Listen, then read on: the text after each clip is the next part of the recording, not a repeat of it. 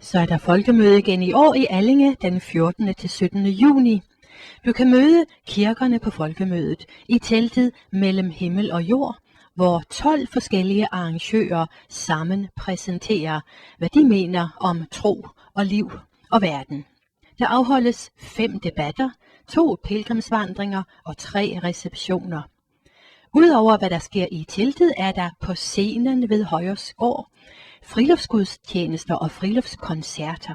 For eksempel Liberated Gospelkor fredag kl. 20, friluftskoncert med Immigrantkor lørdag kl. 20, og søndag kl. 10 er der økumenisk friluftsgudstjeneste.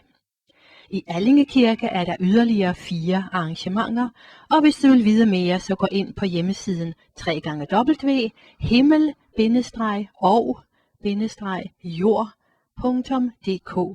På gensyn til folkemødet i Allinge.